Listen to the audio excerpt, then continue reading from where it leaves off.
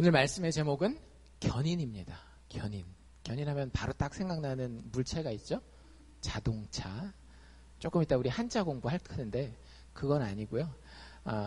오늘 견인에 대해서 같이 공부하기 전에 지난주 우리가 배웠던 것에 대해서 간단하게 살펴보고 넘어가도록 합시다. 여러분들 이제 제가 9가지 계속 얘기했던 거 기억이 좀 나세요? 소, 중, 회, 신, 칭, 수, 성, 견, 영. 어려우시죠? 그래도 한번 기억해 보려고 해보시죠. 세 개씩 따로따로 외우면 쉬워요. 소, 중, 회, 신, 칭, 수, 성, 견, 영. 소는 뭐였어요? 소명. 하나님께서 부르시는 데에서 우리의 구원의 여정이 시작되는 겁니다. 하나님이 부르시지 않으면 우리가 먼저 다가갈 수 없어요.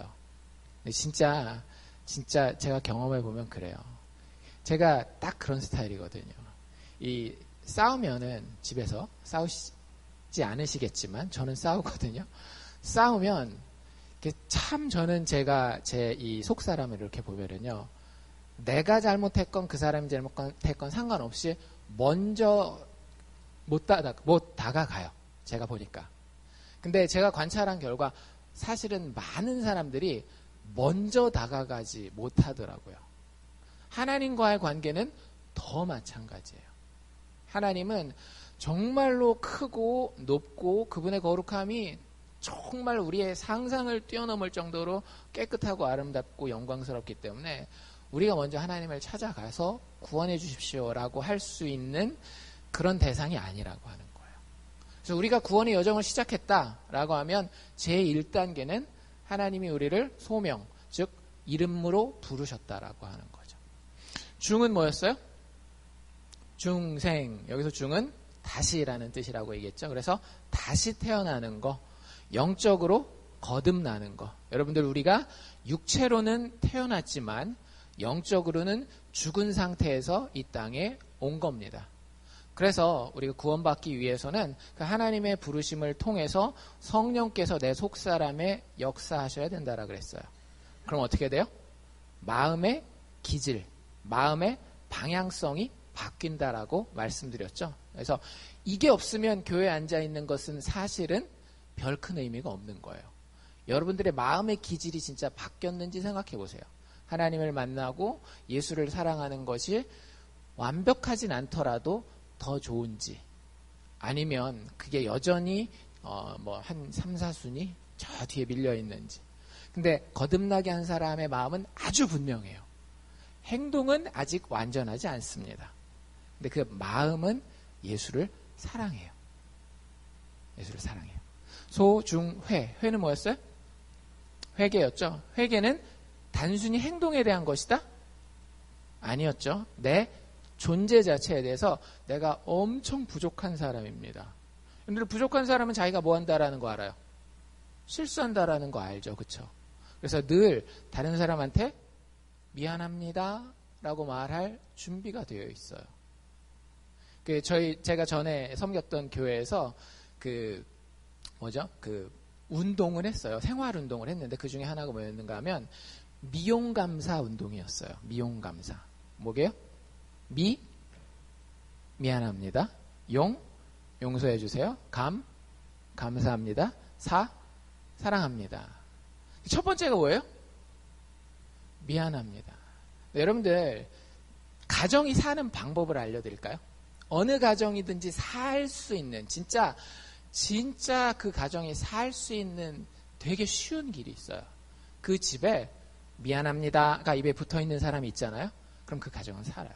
저희 가정이 그렇게 해서 살았어요. 저는 아니에요.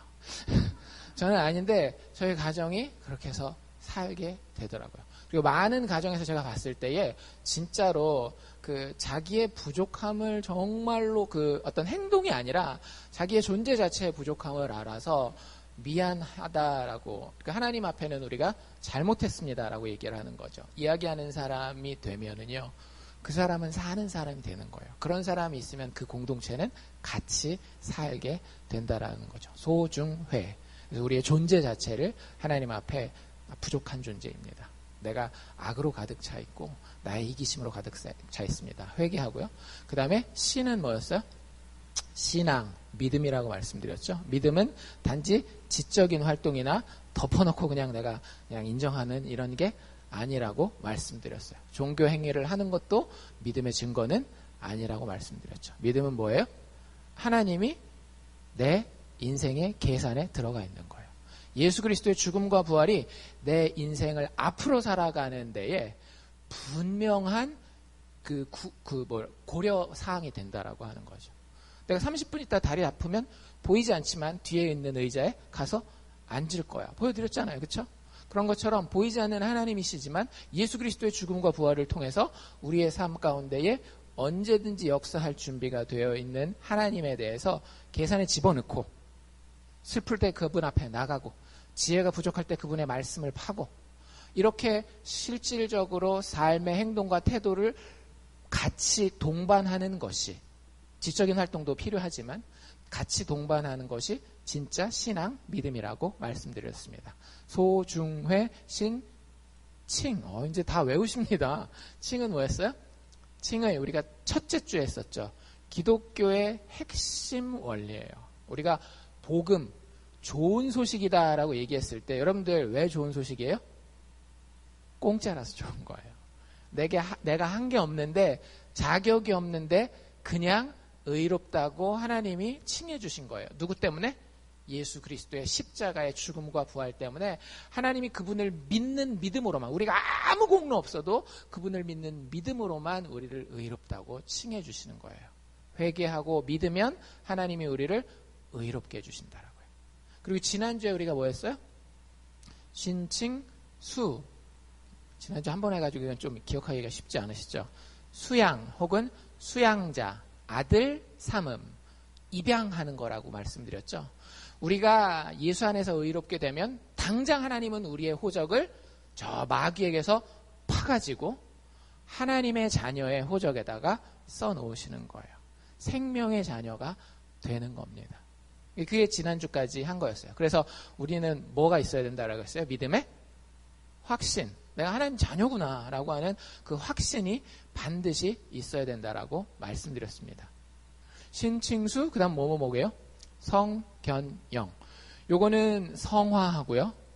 견인하고 영화입니다. 성화는 다음 주, 다다음 주에 걸쳐서 이야기하고 영화는 맨 마지막 저희 시리즈 마무리하면서 제가 간단하게만 언급할 거고요. 오늘은 견인에 대해서 여러분들과 이야기하려고 합니다. 견인은 아까 이제 한자 제가 얘기한다라 그랬잖아요. 우리가 자동차 뒤에다가 끌고 가는 견인은요, 이게 당기다라는 그런 한자를 써요. 당기다라는 한자를 써서 그 한자가 좀 다릅니다. 성도의 견인할 때 견인은요, 이게 견디고 인내하는 거예요. 성도의 견인하면 성도가 죽는 날까지 견디고 인내할 것이냐 아니냐에 대한 성경적인 대답을 우리는 성도의 견인이라고 얘기를 합니다. 여러분들 이런 고민 해보셨어요? 내가 지금은 교회 잘 다니고 예수 잘 믿는 것 같은데 혹시 나중에 내가 딴짓해서 죄를 지어서 지옥 가면 어떡하지? 이런 혹시 걱정을 해보셨습니까? 예수 믿고 지금은 구원 받았는데 나중에 대한 보장이 없단 말이죠. 과연 내가 견디고 인내할 것인가에 대한 질문을 성경이 사실은 답해주고 있어요. 그래서 제가 몇 번 소개해드린 웨스트민스터 신앙고백서라고 하는 모든 장로교단이 근본으로 삼고 있는 이 신앙고백서에 성도의 견인에 대해서 이렇게 이야기하고 있습니다. 조금 말이 어려울 수 있는데 제가 한 두세 번 읽어드릴 테니까 들으면서 한번 생각해 보세요. 성도의 견인. 과연 내가 구원 받았는데 이 구원을 안 잃어버릴 수 있을까라고 하는 이 질문에 대해서 웨스트민스터 신앙고백서는 이 성경을 근거로 이렇게 답합니다. 하나님께서 자신의 사랑하시는 자 예수 그리스도 안에서 용납하시고 효과적으로 부르시고 성령으로 거룩하게 하신 자들, 즉 성도들은 은혜의 상태로부터 전적으로 또는 최종적으로 떨어져 나갈 수 없고 다만 끝까지 그 가운데 확실히 견디게 되고 영원히 구원받게 될 것입니다. 답이 좀 나왔죠. 그렇죠? 성도들에 대해서 성도들은 은혜의 상태에서 전적으로 떨어져 나가는 경우가 있다 없다? 없다라고요. 성도들이 죄짓고 넘어질 수는 있어요. 근데 그렇다고 해서 구원 못 받는 상태로 떨어져 나가는 건 가능하다 불가능하다? 불가능하다라고 하는 거예요. 또 최종적으로 마지막 날 심판대에 섰는데 옛날에 예수 믿었었던 사람이 하나님의 심판대에 가서 죽기 전에 지은 죄 때문에 하나님 앞에서 너는 구원을 잃어버렸어. 이러는 일이 있다 없다? 최종적으로 떨어져 나가는 일은 없다라고 하는 거예요. 하나님께서는 예수 정말로 믿은 사람은요, 한번 믿으면 그 믿음 안에서 끝까지 견디게 하신다라고 하는 것이 성도의 견인이라고 하는 겁니다. 그게 아직은 이렇게 막 머릿속에서 그런가 보다 이렇게 이론적으로만 생각되실 거예요. 이게 머리를 거쳐서 마음으로 내려오잖아요. 그럼 여러분들의 인생이 바뀌어요. 성도의 견인에 대해서 분명한 깨달음이 마음 가운데, 영혼 가운데 있으면은요, 진짜 인생이 달라져요. 제가 이 구원에 대한 설교를 쭉 하면서 진짜 느끼는 게 있어요. 아, 진짜 구원이 아주 확실한 사람들이 하나님의 구원에 대해서 보이는 반응은 정말 다르구나. 이게 절대 이게 이론적으로 재밌는 내용은 아니거든요. 근데 진짜 구원받은 증거는요, 이 구원 자체가 너무 신기하고 즐겁고 이런 반응이 있더라고요. 여러분들 스스로 그런 것들을 한번 점검해 보시기를 원하고요. 오늘 우리가 읽은 빌립보서 1장 6절 말씀이 특별히 이 성도의 견인에 대해서 잘 설명하고 있는 구절입니다. 저희 집사람 카카오톡 프로필입니다. 뭐라고 써 있었어요?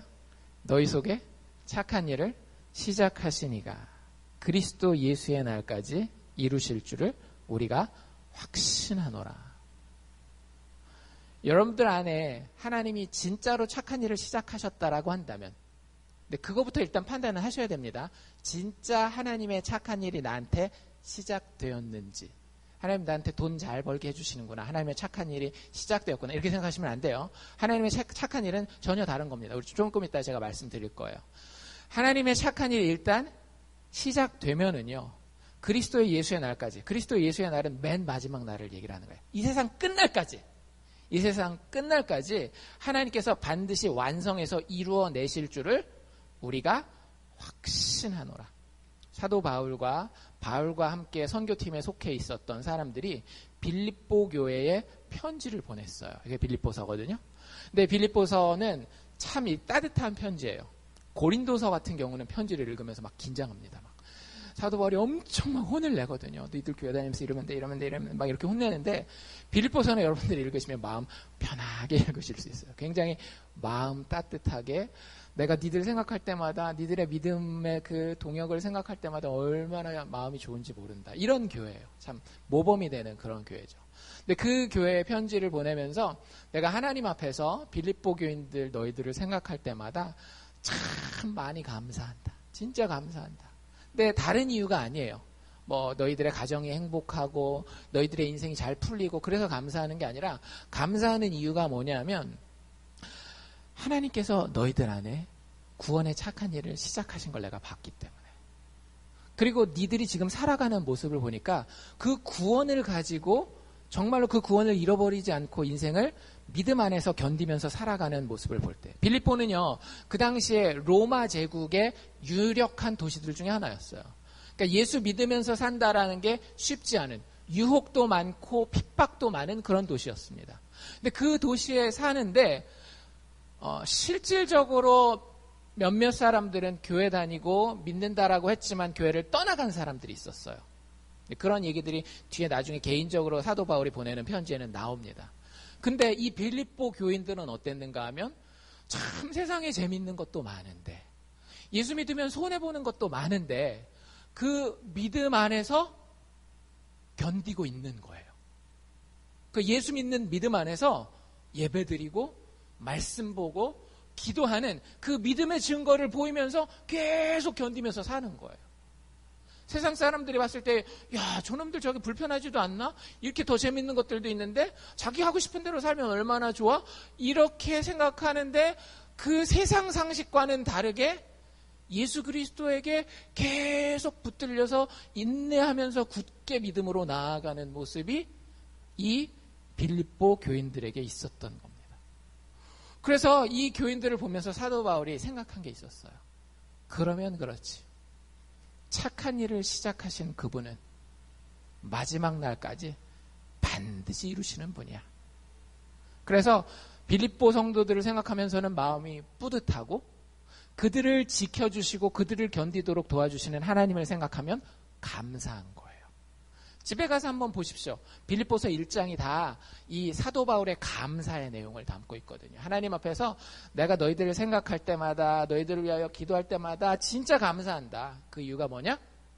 하나님이 너희 안에 착한 일을 시작했는데 니들이 그 믿음 안에서 견디면서 신앙생활 계속하는 거 보니까 역시 하나님의 견디게 하심, 견인이라고 하는 것이 정말 분명한 것이구나. 그래서 그것에 대해서 확신하면서 감사하고 있는 거예요.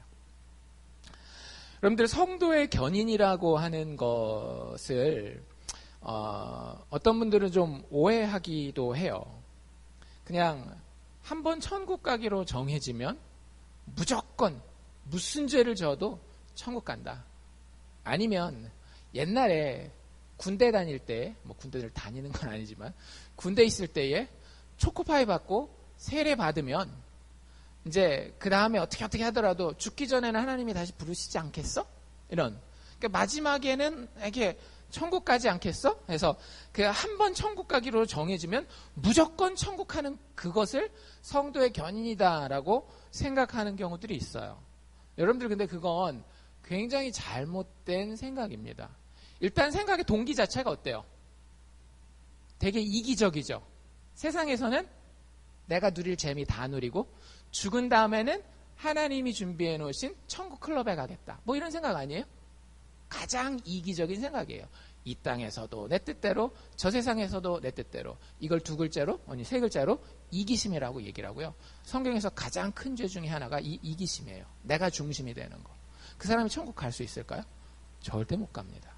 여러분들이 만약에 성도의 견인이라고 하는 교리를 내가 옛날에 그래도 왕년에 교회 다녔었는데 언젠가는 다시 회복되거나 아니면 그때 그 믿었던 믿음 가지고 마지막에 천국 지옥 심판대 앞에 섰을 때는 나는 분명히 천국 갈 거야 라고 생각한다면요, 정확하게 알아두십시오.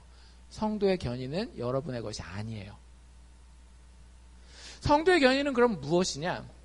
성도의 견인은 하나님의 보전하심입니다.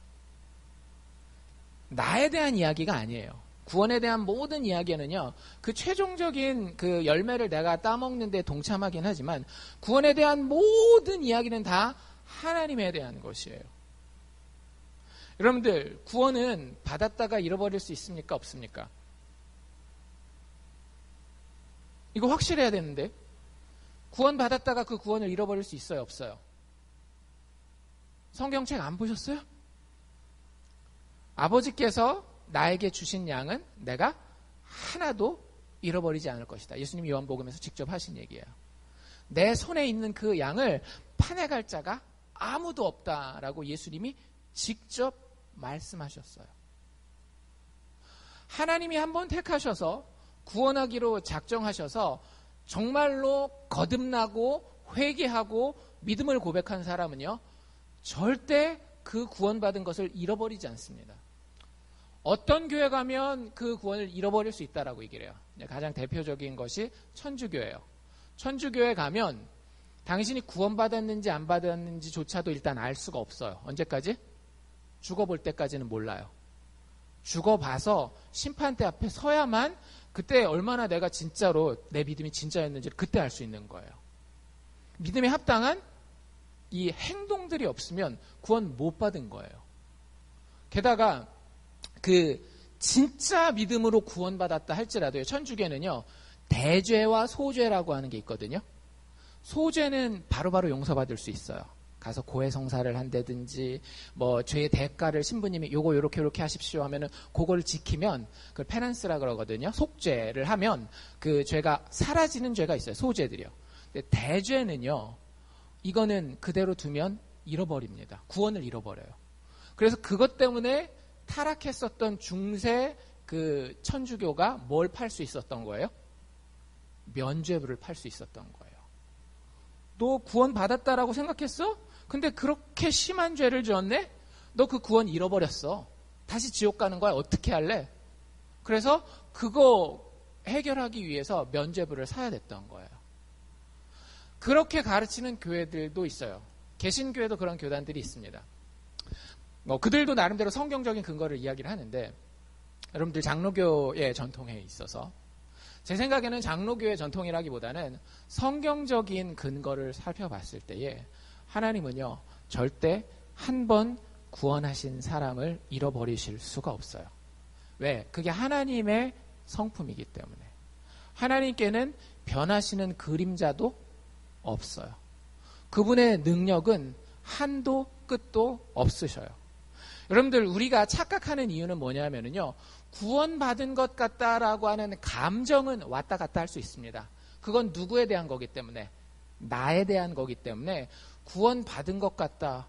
한참 막 죄 짓고 다니면 여러분들 양심의 가책 느끼면서 나 구원 못 받은 것 같다, 구원을 잃어버린 거 아닐까, 이런 감정은 왔다 갔다 할 수 있어요. 내가 구원받은 것 같은 감정은 얻을 때도 있고 잃어버릴 때도 있습니다. 그런데 여러분들이 한 번 정말로 구원받으시면 그게 하나님의 행동이었다라고 하면은요, 그 하나님의 행동은 변함이 없다라고 하는 거예요. 예수 믿는 사람들이 그러니까 죄를 전혀 안 짓느냐? 그건 아니에요. 예수 믿는 사람들이 넘어질 수 있어요. 그런데 아주 넘어지지 않아요. 예수 믿는 사람들이 심하게 넘어질 수도 있습니다. 어떤 사람들은요, 심하게 하나님 앞에 매를 맞아가지고 죽기도 해요. 예수 믿는 사람이. 어떤 사람들이 있었어요? 신약성경 여러분들 우리 큐티하는 사도행전에 보면 사도행전 5장에 누구 얘기가 나오는가 하면 아나니아와 삽비라라고 하는 교회 다니는 사람들의 이야기가 나와요. 그 사람들이 헌금을 얼마나 많이 했냐면요, 집을 팔아서 그 집 판 돈으로 헌금을 했어요. 요즘식으로 여러분들 계산해 보시면 대충 얼마 나올 거예요. 근데 그 마음 가운데에 하나님께 헌금을 집을 팔아서 할 정도로 하려고 했다라고 하면 진짜 마음이 있었겠죠. 예수를 사랑하고 교회를 섬기고자 하는 마음이 분명히 있었을 거예요. 근데 중간에 마음에 시험이 들었어요. 어떤 마음의 시험이 들었어요? 너무 아깝다. 다 내기는 좀 아깝다. 그래서 일부를 숨겨놓습니다. 그리고 그 마음 때문에 성령을 속이고 자기의 어떤 이익을 챙기고자 하는 그 마음 때문에 하나님께서 실질적으로 매를 대세요. 그리고 그 매 맞은 결과 어떻게 되는가 하면 죽었어요. 여러분들이 그것만 생각하고 이 사람들은 지옥 같다라고 생각하면 대부분의 신학자들은 거기에 동의하지 않습니다. 대부분의 신학자들은요, 아나니아와 삽비라가 실수하고 죽었지만 천국에 갔을 거라고 이야기해요. 왜? 천국은 헌금에 의해서 결정되는 게 아니거든요. 헌금을 감췄느냐 안 감췄느냐에 의해서 결정되는 게 아니에요. 여러분들 솔직히 말해봅시다. 하나님 우리에게 헌금하라고 하셨어요. 마음의 감동을 주셨어요. 그게 10분의 1이 됐건 10분의 5가 됐건 100%가 됐건 여러분들 마음 가운데에 얼마의 어떤 마음을 주셨어요. 그래서 처음에는 그 마음대로 헌금을 하려고 했어요. 근데 돈을 이렇게 쥐고 있다 보니까 꼭 내가 욕심이 많아서가 아니라 이민생활 하다 보니까 팍팍하기도 하고 우리 자녀들 뭐 맛있는 것도 먹여야 되겠고 좋은 옷도 입혀야 되겠고 하니까 그러다 보니까 여러분들이 처음에 마음에 결정했던 것보다 덜하는 경우 있지 않나요? 그럼 여러분들 다 지옥 가는 겁니까 그러면? 저도 그런 경험이 있거든요. 있어요. 근데 제가 그 행동을 가지고 판단받아서 하나님 앞에 구원받는다라고 하면은요, 저는 절대 천국 못 간다라는 걸 알고 있어요. 하지만 전 구원의 확신이 있습니다. 저 천국 간다라는 확신이 있어요. 이유가 뭐냐면은요, 하나님이 나를 구원하시기 때문에. 하나님이 나를 사랑하셔서 나의 영혼을 깨워주셨고요. 그 영혼이 예수 그리스도의 십자가 앞에서 회개로 반응하게 해주시고 그 십자가의 능력을 의지할 수 있는 믿음을 주신 걸 제가 느끼고 알거든요. 그래서 구원받는 거예요. 예수 믿는 목사도 넘어집니다. 여러분들 예수 믿고 기독교인 리더, 목사님들이나 장로님들이나 이런 분들 도덕적으로 넘어지고 이런 것들 많이 보셨죠. 굉장히 손가락질 많이 하고 저 지옥 갈 놈들 막 이렇게 막 얘기하시잖아요. 나쁜 짓을 한 것 자체는 변하지 않아요. 근데 그분이 구원을 받느냐 안 받느냐 문제는요, 우리가 그렇게 쉽게 판단할 수 있는 문제가 아니에요. 왜? 구원은 오직 하나님의 은혜에 달려 있는 것이고요. 하나님이 구원하신 자는 그 구원을 절대 잃어버리지 않기 때문에 그런 겁니다. 예수 믿는 자들이 생명을 잃어버릴 수도 있어요. 예수 믿는 자들이 물질을 잃어버릴 수도 있습니다. 예수 믿다가 사업이 망하거나 이럴 수도 있어요. 예수 믿는 자들이 가정의 행복을 잃어버릴 수도 있어요. 자녀가 힘들게 한다든지 남편과 아내 사이가 힘든다든지 예수 믿는 사람에게도 똑같이 이런 일들이 일어날 수 있어요. 그런 것들은 우리가 잃어버릴 수 있는 거예요. 그거는 성도의 견인에 포함되는 내용이 아닙니다. 성도가 끝까지 하나님의 이 물질의 축복을 나는 놓지 않으리라는 확신이 있습니다. 성도를 견인한다라고 하지 않으셨습니까? 만약에 이렇게 믿으신다라고 한다면 굉장히 큰 착각이에요. 성도의 견인에서 우리가 끝까지 견디고 놓치지 않는 것은 무엇인가 하면 예수 그리스도와 그 복음에 대한 확신을 잃어버리지 않게 된다라고 하는 거예요. 아무리 세상 사람들이 돈으로 인생을 구원하는 것 같고 명예로 세상에서 보상받는 것 같은 그때에도 거기에 혹하고 막 귀가 막 이렇게 막 거기까지 막 다 쫓아가고 그래도 궁극적으로는 그 예수 그리스도와 그분의 복음에 대한 소망을 절대 잃어버리지 않는다라고 하는 거예요. 시편 73편을 혹시 기회가 되시면 집에 가서 한번 보십시오. 시편 73편 기자가 그 딜레마에 빠졌어요. 어떤 딜레마에 빠지는가 하면 자기 친구들이 다 예수 안 믿는 사람들이에요. 지들 살고 싶은 대로 막 살아요. 뭐 도덕적으로 잘 사는 모습도 있지만 어떤 모습은 저건 나쁜 짓인데 하는데도 잘 사는 거예요. 솔직하게 얘기합니다. 하나님 앞에서. 솔직하게 뭐라고 얘기를 하는가 하면 하나님, 내 저 사람들 보고 있다가 자빠질 뻔했습니다. 영적으로. 세상에서 저렇게 죄짓고도 하나님을 인정하지 않고도 하나님 믿지 않고도 하나님 사랑하지 않고도 저렇게 잘 될 수 있는 걸 보고 내가 굳이 내 손을 깨끗이 해야 되나? 하나님을 믿는 신앙 가운데 살아야 되나? 라는 그런 마음 가운데에 까딱하면 넘어질 뻔했습니다. 라고 이야기를 해요. 근데 그 시편 73편의 결론이 뭘까요? 넘어졌다 안 넘어졌다?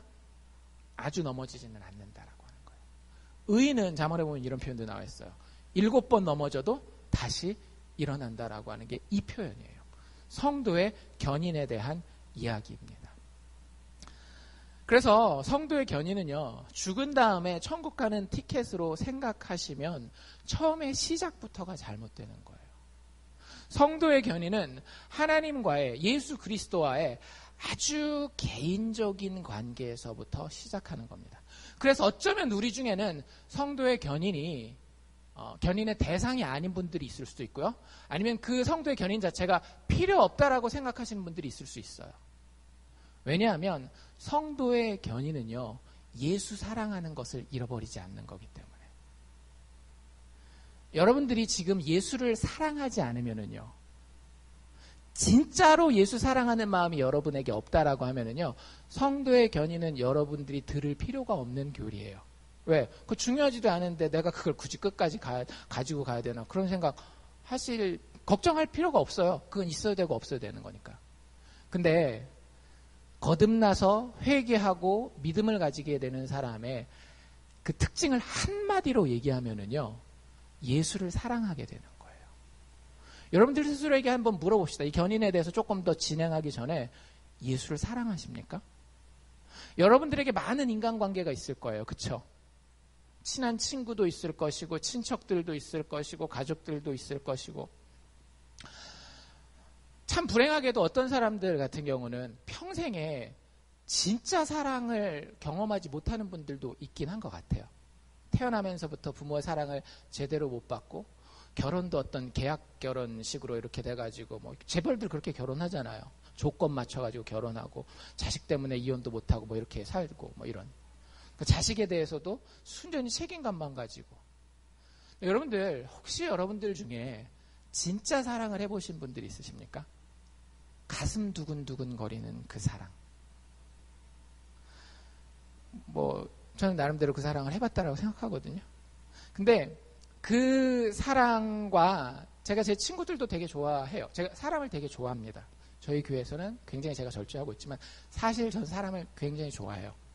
근데 그 후배들 맨날 모아다 놓고 저희 집에서 먹이고 막 이랬었던 시대가 있었는데 그때 그 친구들에 대해서도 아주 좋은 감정을 가지고 있어요. 근데 그건 사랑은 아니에요. 사랑은 달라요. 그 친구들은요, 후배들, 친구들에 대한 마음은 진짜 말 그대로 좋은 마음이에요. 근데 누군가를 사랑하게 되잖아요. 그러면 친구들에 대한 거는 여기서 일로 머리에서 가슴으로 살짝 내려올려다가 만 듯한 느낌이라고 한다면 사랑하는 사람에 대해서는요, 그 사람의 어떤 습관을 아는 것도, 그 사람의 생일을 아는 것도, 그 사람의 전화번호를 기억하는 것도, 여러분들 남편 아내의 전화번호를 기억하십니까? 요즘에는 기억할 일이 별로 없지만 어쨌든 옛날에는 막 그런 거 기억하고요. 제가 옛날에 좋아했던 노래 중에 하나가 노영심이라는 여자가 부른 노래 중에 별걸 다 기억하는 여자라는 노래가 있었어요. 그 노래 가사에 보면 어떤 얘기들이 나오는가 하면 이제 옛날에 대중목욕탕 있잖아요.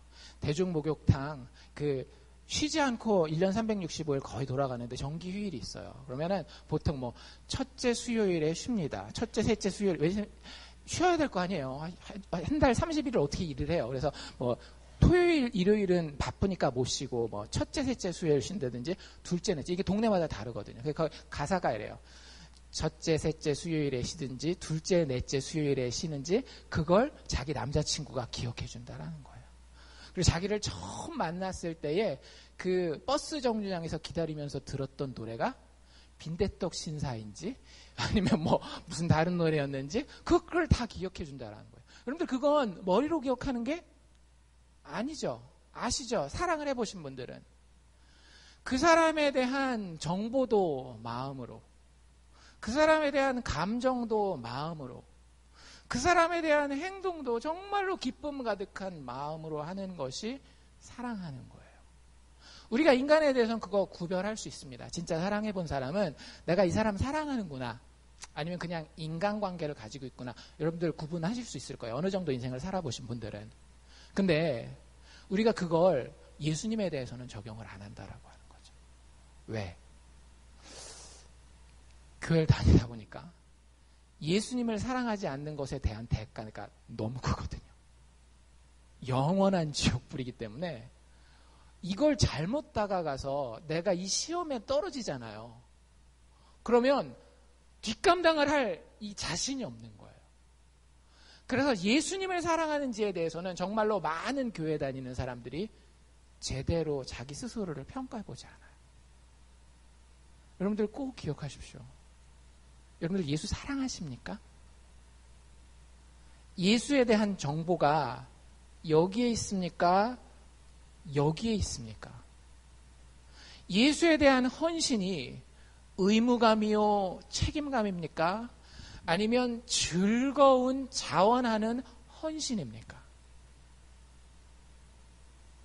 이게 있는 자들에 대해서 성경에서 성도의 견인이라고 하는 것을 이야기를 하는 거예요. 한번 천국 가기로 정해지면 무조건 천국 갑니다. 제발, 이건 한국 사람들 사이에서 많이 일어나는 일이기 때문에 여러분들 내 식구를, 내 아버지, 어머니, 내 아들, 딸, 내 남편, 아내를 자꾸 옛날에 교회 몇 번 다녔다고 성도의 견인에다가 집어넣지 마세요. 옛날에 우리 어머니 교회 다니셨어. 우리 아이들 요즘에 대기업 다니고 잘 되고 근데 교회는 안 나가는데 그래도 옛날에 유아 세례 받았었어. 하나님께서 한 번 구원하신 자는 절대 버리시지 않은데.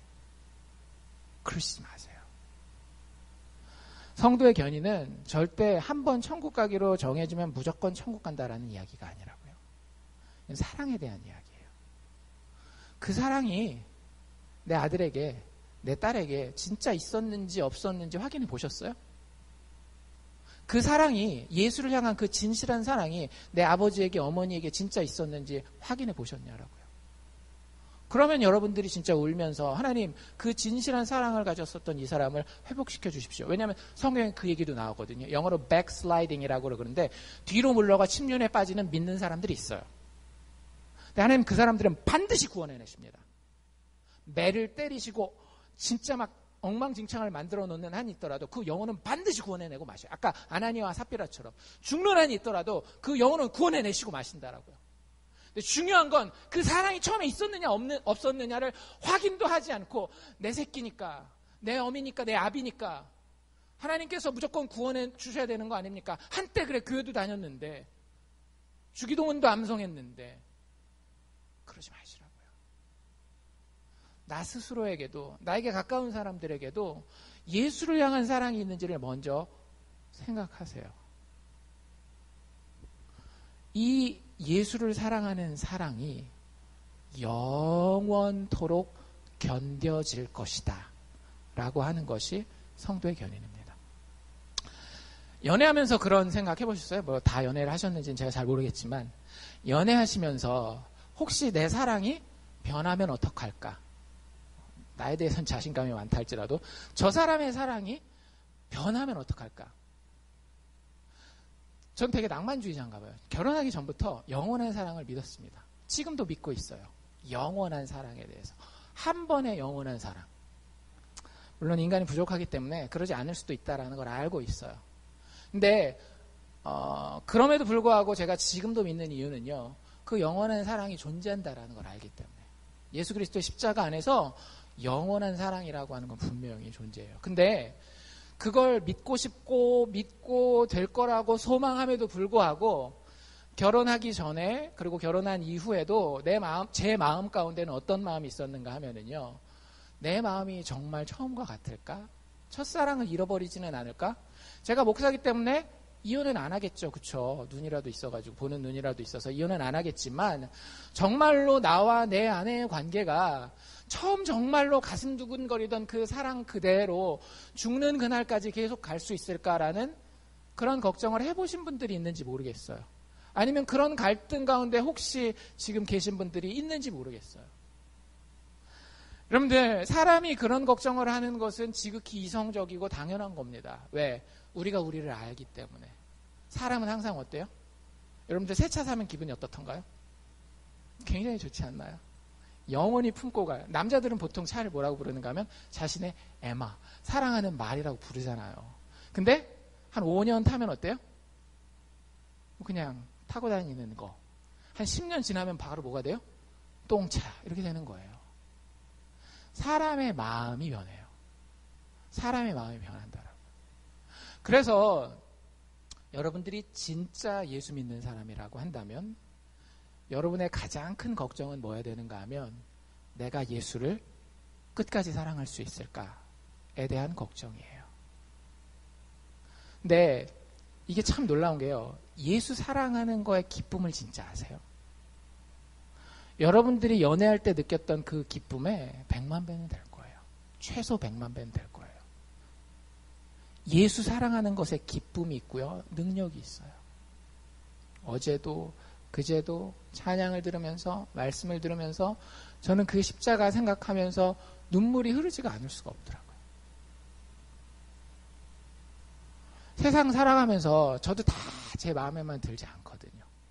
다 제 능력 하에 들어와서 모든 걸 제가 다 관장할 수 있는 게 아니거든요.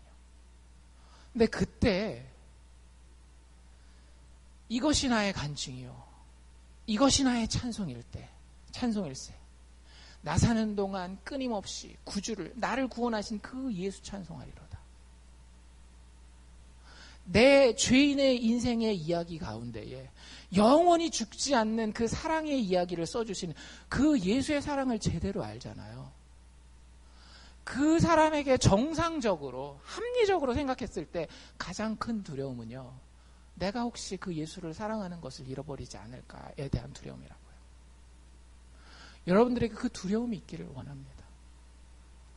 잠언에 이런 얘기 있는 거 아세요? 지혜에 대한 이야기를 하고 있죠. 여호와를 경외하는 것이. 쉬운 말로 바꾸면 뭐예요? 여호와를 두려워하는 것이 지혜의 지식의 근본이다라고 얘기를 해요. 우린 보통 이거 어떻게 생각해요? 하나님 앞에서 벌벌 떨고 하나님 말씀 안 지키면 막 벌 받을까 봐 그렇게 막 그러면 어떻게 믿게 돼요? 바리새인들처럼 믿게 되는 거예요. 율법주의적으로. 근데 하나님 앞에 두려운 것은요.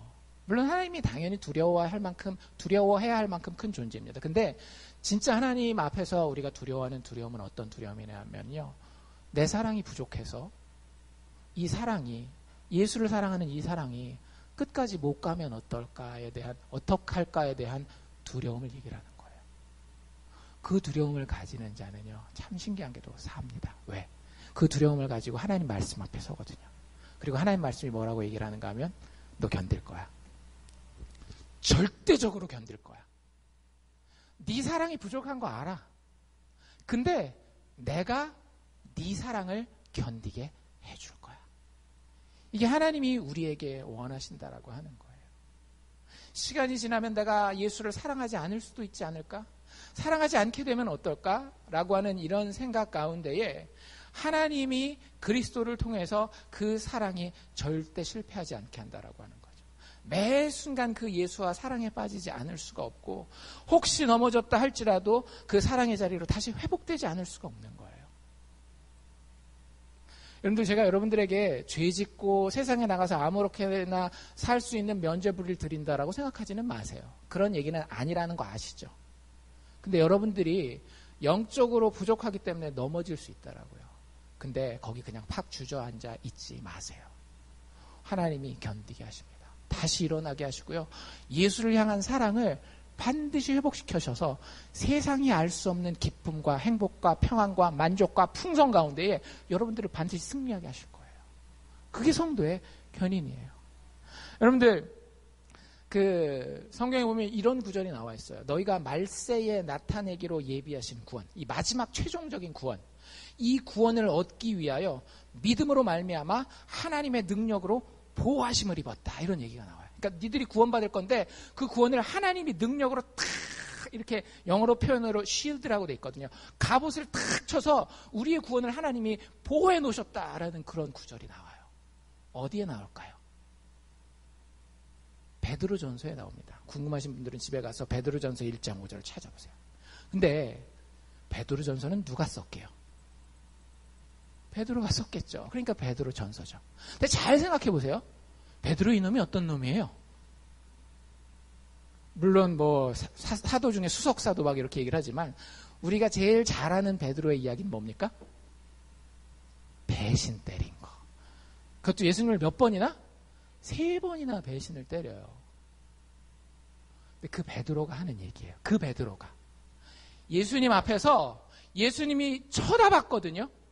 마지막 3번째 예수님을 저주하면서 모른다라고 부인할 때에 예수님이 눈을 맞춰요. 그때 베드로가 엉엉 울어요. 베드로가 뭘 깨달았을까요? 그때 내 힘으로 안 되는구나. 예수 사랑하는 거. 왜냐하면 그 전에 베드로가 뭐라고 얘기를 했는가 하면요. 예수님이 이런 엉뚱한 얘기를 갑자기 하시는 거예요. 니들 다 나 지금 사랑한다 그러지? 웃기지 마.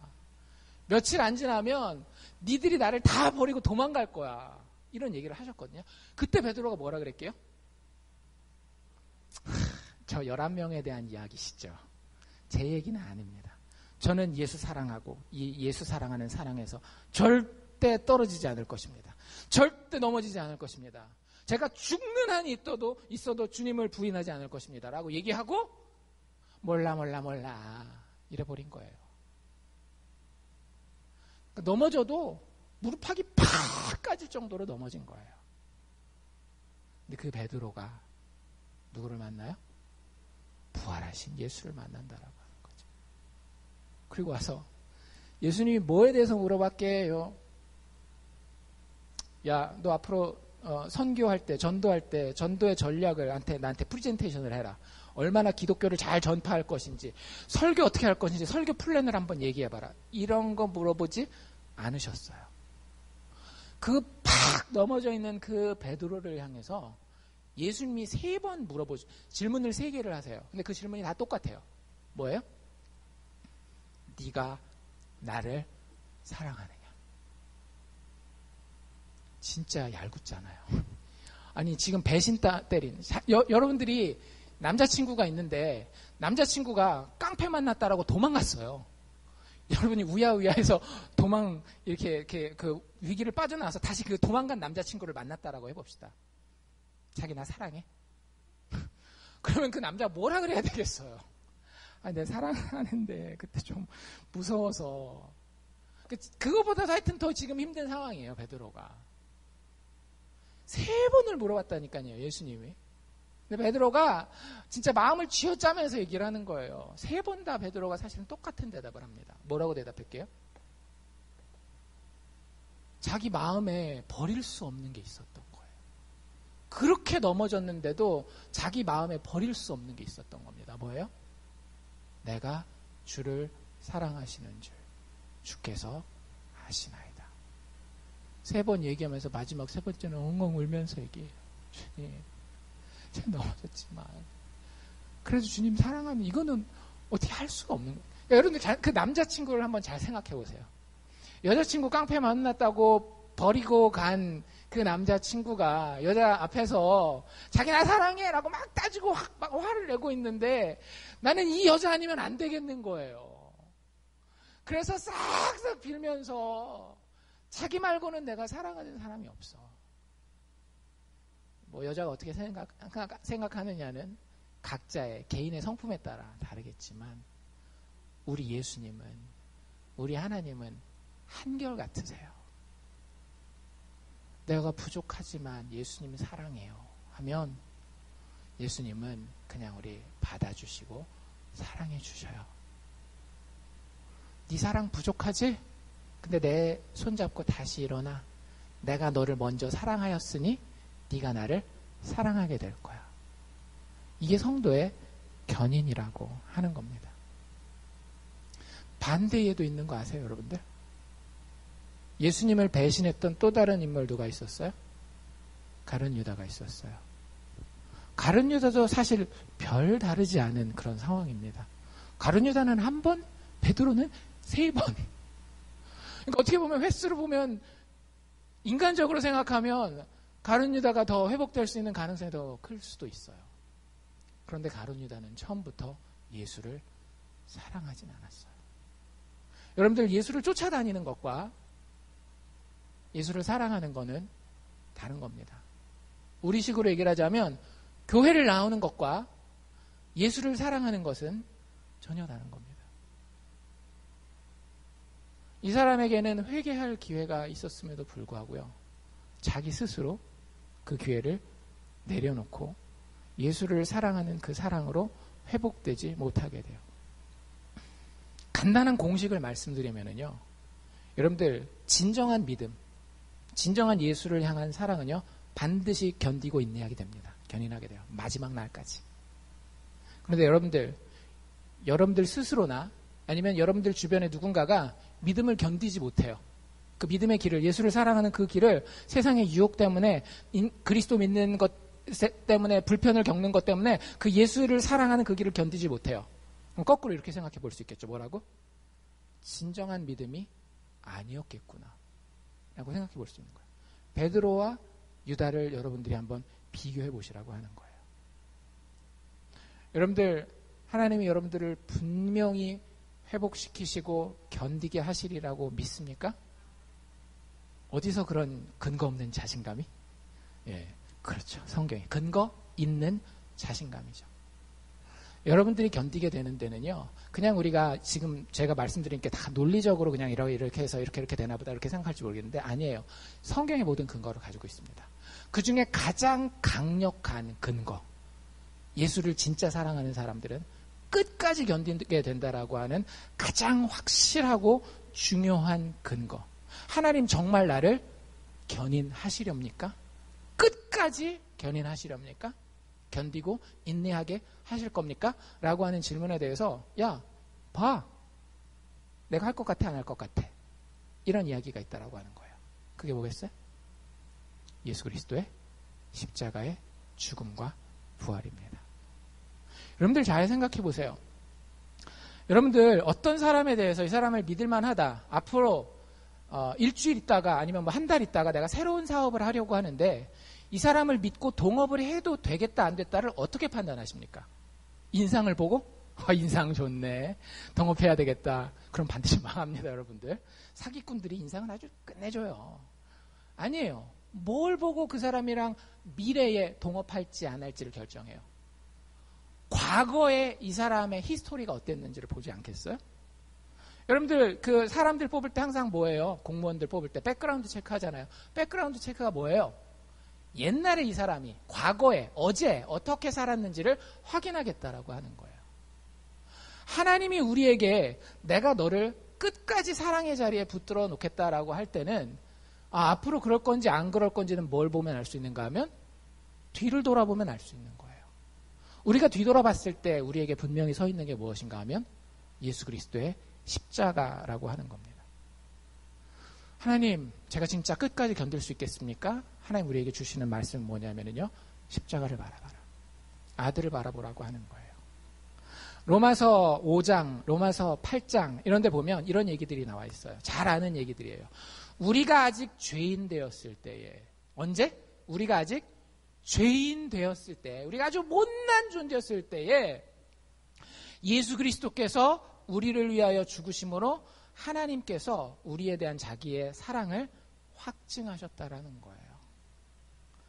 또 그 뒤에 뭐라고 되어 있는가 하면 로마서 5장 10절에 보면 곧 우리가 원수 되었을 때에, 원래 우리는 하나님이랑 원수였어요. 여러분들 원수한테 어떻게 대하십니까?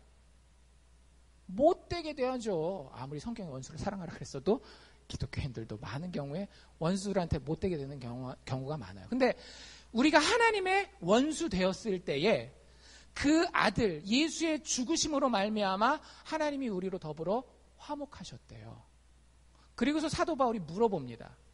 우리가 못된 원수였을 때도 하나님이 아들을 죽게 해주셔서 우리를 하나님과 화목하게 하시고 사랑하게 하셨는데 여러분들 예수를 믿게 됐어요. 진짜로 믿게 됐어요. 예수를 사랑하게 됐어요. 그러면 이렇게 하나님을 사랑하고 예수를 사랑하여서 하나님과 화목된 자로서 더욱 원수 됐을 때보다도 더욱 하나님의 예수 그리스도의 살으심을 인하여 너희들 구원을 얻겠어? 안 얻겠어? 이렇게 물어보고 있더라고요. 뭐라고 대답해야 돼요? 당연히 구원을 얻겠죠. 당연히 끝까지 견디겠죠. 이게 우리의 대답이어야 된다라고요.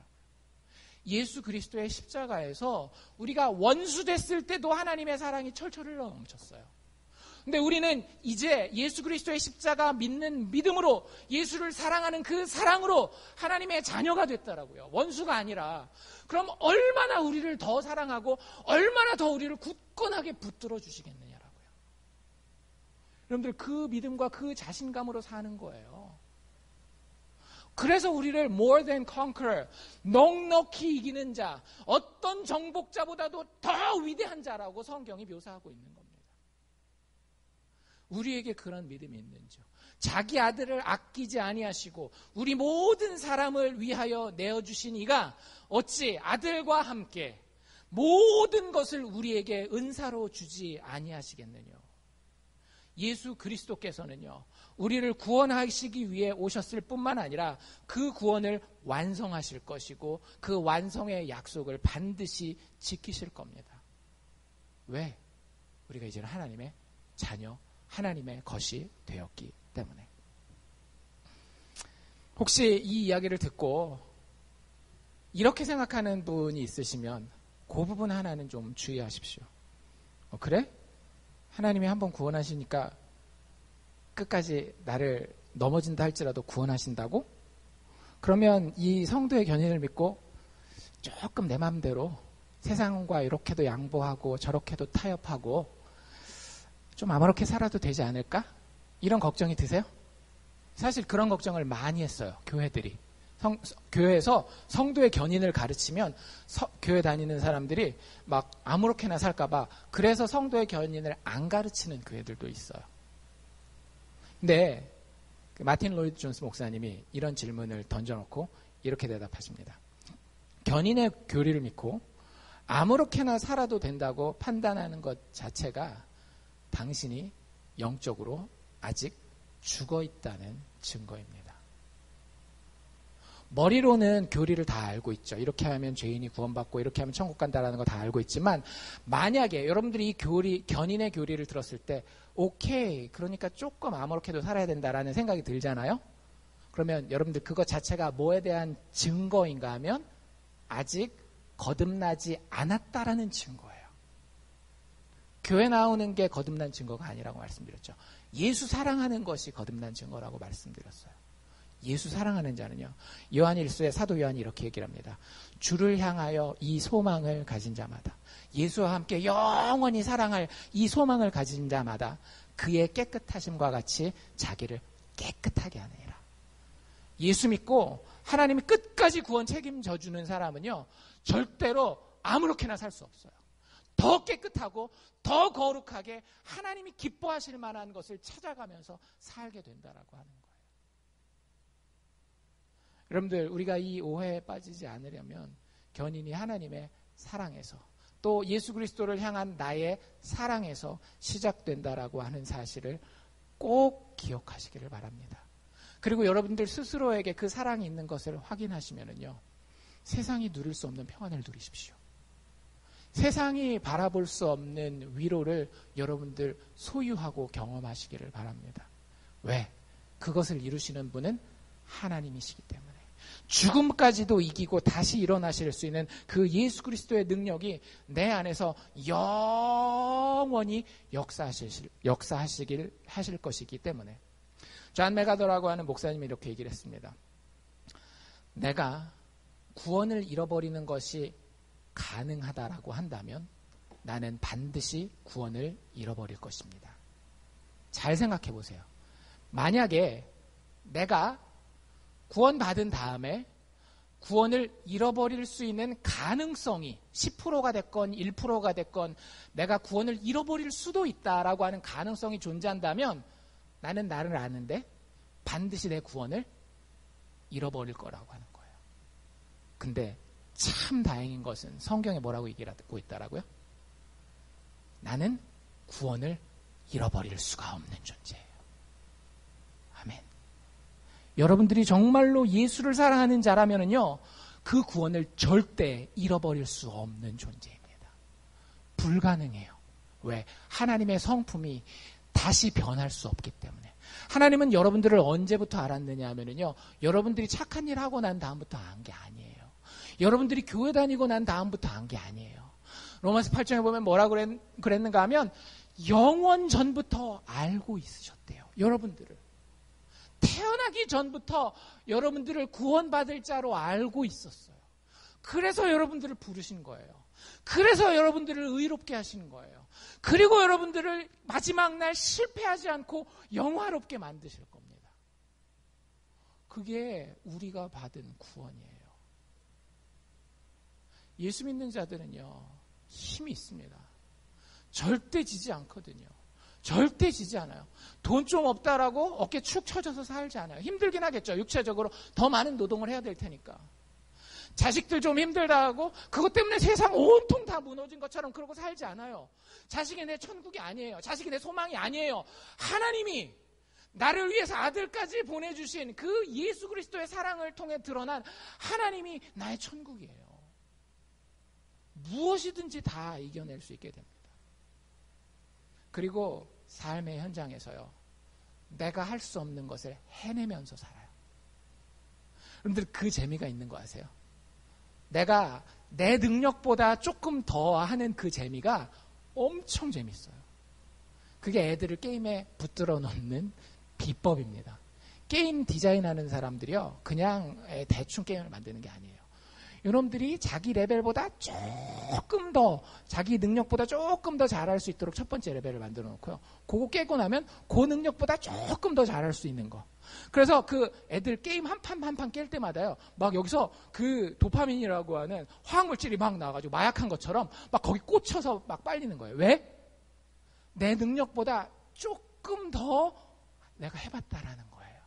그게 모든 도박이나 마약이나 운동이나 뭐 일중독이나 이런데 똑같이 적용되는 원리예요. 근데 예수 믿는 사람은요, 예수 믿는 사람은 매일매일 예수 그리스도의 십자가의 능력 안에서 실패하지 아니하고 아주 넘어지지 아니하고 이 능력을 체험하면서 사는 거예요.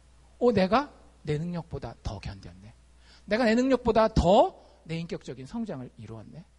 그래서 아까 우리가 읽은 그 빌립보서 2장 12절이 말이 되는 거예요. 빌립보서 사실 2장 12절은요. 어떤 사람들이 많이 사용하는 구절인가 하면 야 구원 아직 덜 받은 거야. 그러니까 니들이 구원을 앞으로 조금 더 이루어야 되는 거. 아직 구원 받을지 안 받을지 몰라. 이런 사람들이 많이 이용하는 거예요. 왜? 뭐라고 나와 있습니까? 12절에 뭐라고 돼 있는가 하면 항상 복종함으로 두렵고 떨림으로 너희 구원을 이루라 이렇게 돼 있거든요. 그러니까 구원을 안 이뤘으니까 앞으로 이뤄가라 이렇게 생각하기 쉬워요. 근데 여러분들 이게 뭐 다음에 나온 거예요? 아까 읽었던 우리가 1장 6절 다음에 나온 거 아니에요? 1장 6절에서 뭐라고 얘기했어요? 사도 바울이 너희 안에 착한 일을 시작하신 이는 반드시 그리스도 예수의 날까지 그 일을 이루시고 완성하리라. 그 우산 안에 들어와 있는 게 2장 12절이라고 하는 거예요. 여러분들 우리는 예수 믿기 때문에 내 능력보다 더한 것들을 해내면서 견뎌내고 이기면서 살아갑니다. 근데 그 이유가 뭐예요? 예수의 견디심이 우리에게 전가되기 때문에 그런 거예요. 예수께서 우리가 진짜 견인받을 자라고 한다면은 우리를 견인되는 자로 살게 하신다라고 하는 거예요. 우리가 견인받는지 안 받는지 그걸 알 수 있는 증거가 뭐냐면요. 여러분들 오늘을 살면서 예수 믿는 믿음으로 예수 사랑하는 사랑으로 견디셨는지 안 견디셨는지를 보면 내가 하나님의 견인 안에 있구나 없구나를 판단할 수 있다라고 하는 거죠. 여러분들 예수 사랑하십니까? 그러면 하나님의 견디게 하심으로 견디십시오. 넘어졌다 할지라도 다시 툭툭툭 털고 일어나서 또 견디십시오.